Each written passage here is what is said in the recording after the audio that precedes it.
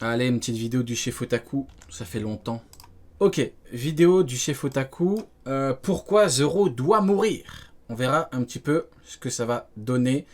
En termes de vidéo, en termes de contenu, en termes d'arguments, on verra. Petite vidéo du chef Otaku, on verra s'il arrive à nous convaincre que Zoro doit effectivement mourir, oui ou non. Allez, let's go, on perd pas de temps. Roronoa Zoro, l'épéiste aux trois sabres, second de l'équipage de Luffy au chapeau de paille, et sans conteste l'un des personnages les plus importants et les plus appréciés de One Piece. Effectivement, l'un des persos les plus importants qui va devenir le seigneur des enfers. Parce qu'il y a beaucoup qui comprennent pas. Il y en a qui disent oui, Zoro, via Enma, c'est déjà le seigneur des enfers. Non, non, non, non, non. Zoro veut devenir le seigneur des enfers, tout comme Rayleigh était le seigneur des ténèbres. Faut pas tout confondre. Seigneur des enfers, c'est à la fin. Seigneur des enfers, c'est au-dessus du meilleur épéiste au monde. Mais bon, beaucoup ne sont visiblement pas prêts pour ce débat. Mais bon, ça arrivera à la fin et ça va être incroyable. Pourtant, depuis quelques années, les fans du manga ne semblent attendre qu'une seule chose en ce qui concerne ce personnage. Sa mort. Oh! Oh, la dinguerie qu'il nous a sorti là. Tac, tac, tac et tout. Et il a mis le paquet, hein. Eh ben, Concerne ce personnage. écoutez, sa mort. Sa mort. Ta ta ta ta ta ta ta ta ta ta ta ta ta. Oh là là, ne montrez pas cette vidéo à Urawat. Il va dire Sa mort. Sa G mort. nice.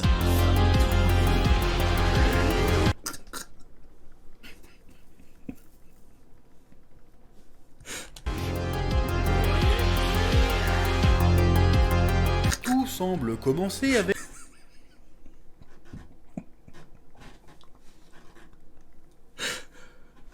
le color spread, l'illustration couleur du chapitre 784 intitulé Pique-nique avec des zombies, qui représente l'équipage des Ah ouais, Sanji, il est affamé, hein. Même les zombies et tout. Ok. chapeaux de paille en train de pique-niquer avec des zombies. Logique. Eh ben, Et plusieurs détails ont interpellé les fans sur cette illustration en ce qui concerne Zoro. Déjà, il trinque avec un zombie, puis il porte un t-shirt noir avec une tête de mort, sur lequel on peut lire le mot Ultimo, le dernier en le espagnol. dernier. Et en plus, il est assis sur une pierre. Ah, j'ai bien envie de react les power leveling de nos amis espagnols. Ça peut être pas mal. Tombale où est inscrit le numéro 944. 144.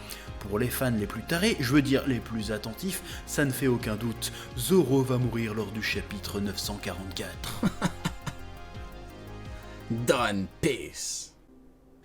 Mais l'histoire ne s'arrête pas ici en fait. Dans les pages du SBS du tome 91, le courrier des lecteurs de One Piece en somme, Oda répond à la question d'un fan qui lui demande à quoi ressemblera Zoro à 40 et 60 ans. Ce à quoi Oda répond par Ah, Oda, il est trop fort. Oda, il est trop fort pour les petits trucs comme ça. Il a dit, s'il est encore vivant, voilà à quoi est-ce qu'il ressemblera. Il est trop fort pour les petits messages comme ça, tac tac, comme ça, nous on fait des vidéos. Incroyable. Allez, Squardo, plus vite. Allez, Squardo, plus vite, plus vite. Allez, par moi, je suis pas encore mort. Vas-y, vas-y, vas-y, va le sauver. Voilà, merci. dessin qu'il introduit par cette phrase. S'il survit, voilà à quoi il pourrait ressembler. Et là, Donc, s'il survit, voilà à quoi il pourrait ressembler. il n'en fallait pas plus aux fans pour s'exciter. Oda venait de confirmer que Zoro allait mourir et que ça se produira probablement lors du chapitre 944.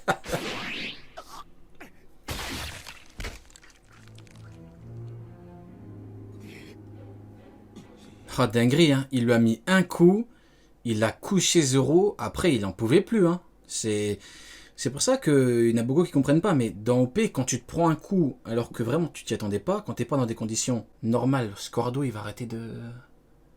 C'est une dinguerie, c'est bon, Barbe Blanche, il est fini, tu l'as trahi, c'est fini maintenant. Dinguerie ça. Donc qu'est-ce que je disais je me rappelle plus ce que je disais. Oui voilà, quand tu te prends un coup dans des conditions bizarres, c'est normal que le coup te fait bien plus mal. Voilà.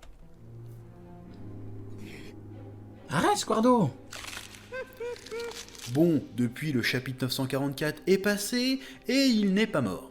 Les soi-disant indices n'en sont a priori pas, et c'est vrai que si on réfléchit un peu, on peut se dire qu'Oda a marqué 944 simplement parce que fallait bien écrire quelque chose sur la pierre tombale, et que Zoro a C'est pas vrai. une tête de mort parce que c'est un pirate. Non, mais Oda, il est trop fort. Il sait très bien qu'il y a plein de théories sur les color spreads. Il le sait très bien. Il le sait pertinemment. Et un pirate qui arbore une tête de mort, c'est un peu la base de la représentation du pirate, en fait. Oui. Ceci étant, restent les paroles énigmatiques d'Oda lors de ce fameux SBS. Alors, gaffe, provocation pour semer le doute, ou alors réel teasing d'Oda. Le mystère reste entier et au moment... Le pire, hein, c'est que l'auteur, il doit recevoir plein de questions par rapport à ça. Il le sait très bien. Genre, au niveau des SBS, il a dû recevoir plein de messages en mode est-ce que Zoro va mourir? Pourquoi est-ce que vous avez écrit si Et lui, il est là. Chut. Comme Ohara quand il voit une théorie sur Reddit. Chut. Denies, don't peace. Chut. Bon, j'écris cette vidéo, Zoro Monkey D. Dragon is the father of Monkey D. Luffy. Chut. Don't peace. n'est toujours pas mort. Mais la bataille d'Onigashima semble l'avoir laissé violemment sur le carreau. Et ça fait plusieurs chapitres qu'il est inconscient. Donc à ce stade, tout est possible. Et je ne vais pas m'amuser à faire des théories là-dessus. En revanche, je trouve que faire mourir Zoro serait vachement intéressant pour One Piece.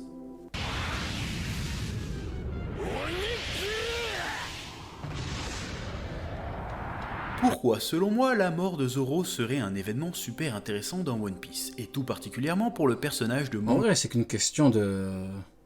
Ouais, ça dépend juste du moment, en vrai. Hein. Si tu dis que le mec meurt à la toute fin, dans une guerre finale, après est devenu le meilleur épéiste du monde, en vrai... Voilà. Le truc, c'est que s'il meurt bien avant, c'est très chaud. Maintenant, est-ce que l'auteur veut vraiment lui prendre la vie? Genre, est-ce que vous voyez One Piece en Zoro? Moi, je vois pas du tout One Piece en Zoro, c'est le problème. C'est vraiment... tu regardes l'œuvre, tu te dis, mais est-ce que... Mais bon, après... Dit Luffy. Premièrement, et c'est un reproche qui est fait au manga depuis très longtemps, One Piece manque de morts marquantes. Alors il y a beaucoup de morts poignantes dans One Piece. Le truc, c'est que ça, l'auteur, il en a rien à foutre. Hein. Tu lui dis, il manque des morts, il s'en tape, mais totalement. Mais l'écrasante majorité d'entre elles ont lieu dans des flashbacks. Ah ouais, mais il s'en tape, mais totalement. Comme à Water 7, la mère de Robin, la mère de Nami, Dr. Iluluke, etc. Ce sont des morts qui existent pour marquer la volonté des personnages à réaliser leurs rêves.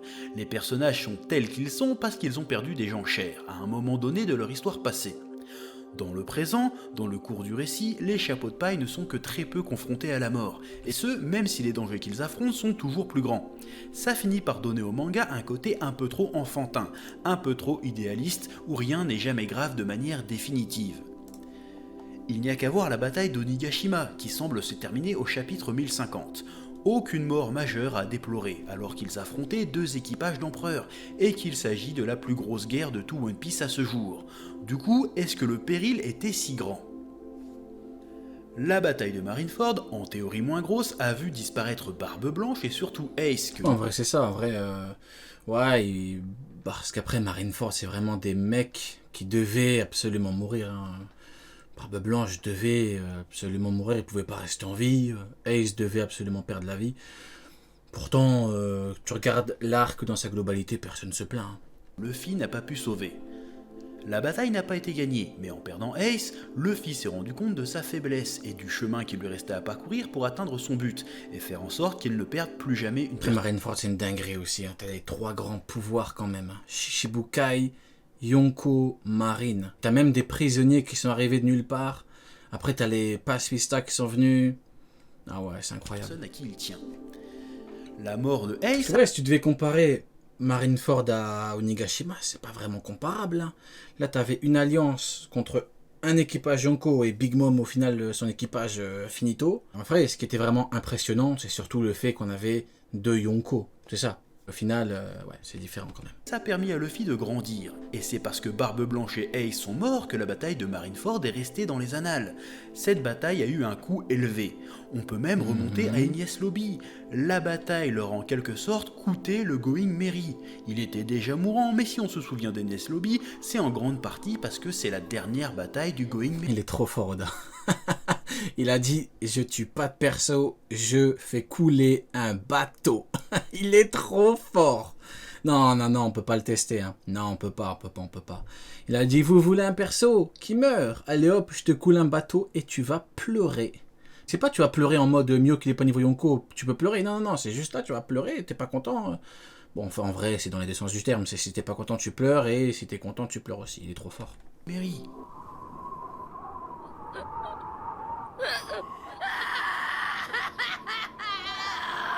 Oh, pas mal. Ils étaient pourtant si proches du One Piece sur Enies Lobby. Pas mal. Oui, oui, oui, oui, oui, je stream. Je stream.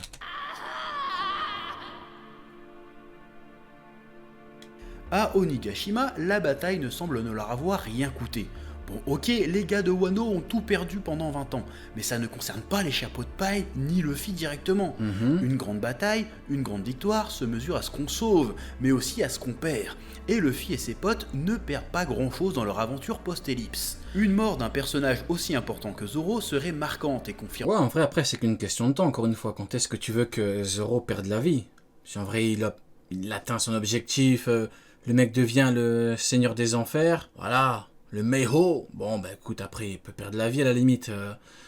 Bon, après ce que l'auteur va y aller, compliqué.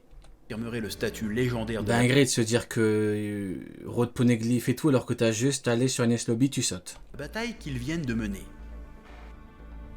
Ensuite, la mort de Zoro serait très intéressante pour le développement de Luffy. Ça le ferait grandir en tant que capitaine qui devrait faire face à la perte de l'un de ses membres. Et ce serait un bail à gérer très différent de la mort de Ace. D'accord, mais pourquoi ne pas remplacer Zoro, le GOAT, par, je sais pas moi, Jinbei? Pourquoi est-ce qu'on ne sacrifie pas Jinbei? Au pire, ce n'est qu'une baleine parmi tant d'autres. Tu sacrifies une baleine, tout le monde pleure, tout le monde est... voilà. Et comme ça Zoro reste en vie, comme ça tout le monde est content. Aujourd'hui, Luffy semble être en paix avec la mort de son frère. Il a fait son deuil. Mais en plus, il ne semble pas être habité par les remords ou les regrets. Déjà parce qu'a priori, ça ne semble pas être dans son caractère de vivre dans le... Sengoku. Quel rapport avec Sengoku? Luffy va pas évoluer, Sengoku. Sengoku meurt, et quel rapport avec Sengoku? Mais aussi parce que je pense qu'il a compris que Ace avait son propre destin et qu'il n'avait aucune responsabilité à prendre dans celui-ci. Alors que si c'est un membre de son équipage qui meurt sous ses ordres pour servir son rêve à lui, c'est une autre histoire. Ce serait une épreuve selon moi bien plus difficile pour Luffy. Ouais, j'avoue, si Jinbei perd la vie, ce serait un gros...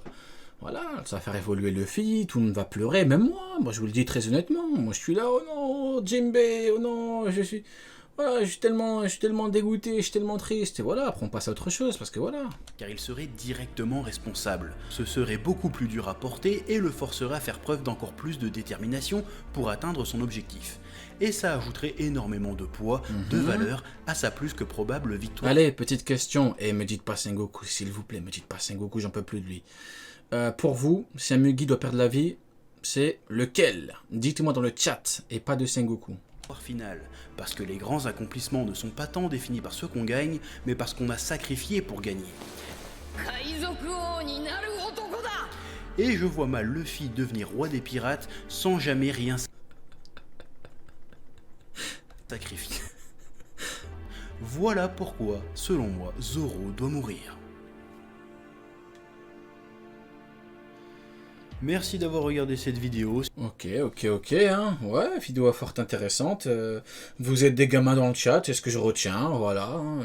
Voilà, c'est comme ça, après, voilà, regardez, que des Sengoku. Regardez, que des Sengoku. Je dis pour vous, quel Mugiwara j'ai dit, hein. Quel Mugiwara, il me dit Sengoku. Je pète un câble.